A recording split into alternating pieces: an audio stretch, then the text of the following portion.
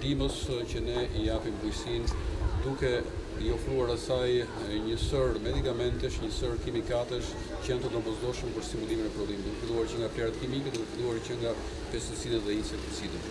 Por këto janë farmaci bujqësore, pra nuk janë dyqane të thjeshta ku mund të tregtohen insekticidet dhe pesticidet si çdo mall tjetër dhe duhet të respektojnë disa standarde dhe kritere të cilësisë dhe të sigurisë. Prandaj unë bashkëbisedova me një nga pronarët e këtyre farmacive për mënyrën se si ata e administrojnë procesin e porositjes dhe të shërbimit të fermerëve me këto inpute bujqësore. Ajo që është kryesore është që këto nuk janë vetëm pika shitje, po janë pika ndihme teknike, këshillimi dhe asistencë ndaj fermerit. Dhe kjo duhet të jetë shumë e qartë. Në radhë të parë, blerja e kimikateve bëhet me recetë, e cila lëshohet nga agronomi, nga specialisti I mbrojtjes bimëve, I cili përcakton edhe llojin e kimikatit, përcakton edhe llojin e kulturës, përcakton edhe mënyrën dhe kriteret e përdorimit, dhe absolutisht kjo nuk mund bëhet në mënyrë sporadike, pra një njeri nga rruga të vijë dhe të porosisë këtu kimikate. Kjo është ndaluar kategorikisht, pra këto janë kimikate që duhen trajtuar me gjithë seriozitetin e duhur. Nga tjetër duhet respektohen rigorozisht kriteret e përdorimit të tyre nga përdoruesit, prandaj inspektorët e kontrollit të bimëve duhet të qëndrojnë në kohë së bashku me fermerët për mënyrën se si këto përdoren në bimë, qoftë në procesin e mbrojtjes nga parazitës, qoftë në procesin e stimulimit dhe rritjes së bimëve. Është me shumë rëndësi që ky proces të mbahet ngurtësisht në liqyrje.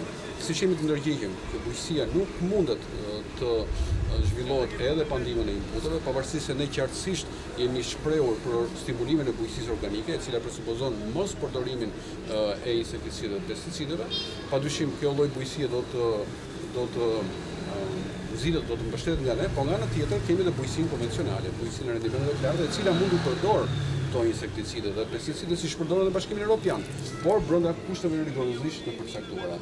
Dhe prandaj farmacitë bujqësore janë ajo që lidh, hallka që lidh pikërisht prodhuesin me përdoruesin. Dhe janë këto farmaci bujqësore që do të jenë barriera të fuqishme dhe imponuese të standardeve të cilësisë dhe të sigurisë në përdorimin e këtyre kimikateve bujqësore.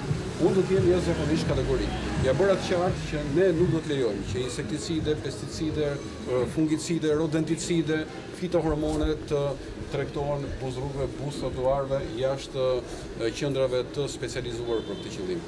Dhe natyrisht në rastin nuk do të trajtohen vetëm rastin që do të trajtohen me gjop, kjo është e pamjaftueshme, pasi këtu bëhet fjalë për kërcënim të drejtë për drejtë të shëndetit të popullatës dhe janë një rrezik publik, janë lëndë helmuese. Prandaj trajtimi I tyre jashtë pikave si kjo që kemi mbas shpine do të konsiderohet një thyrje e rëndë e ligjit, dhe madje unë do të propozoj edhe në ndërhyrje në kodin penal që këta persona të trajtohen natyrisht me masa edhe më të ashpra ndëshkimore.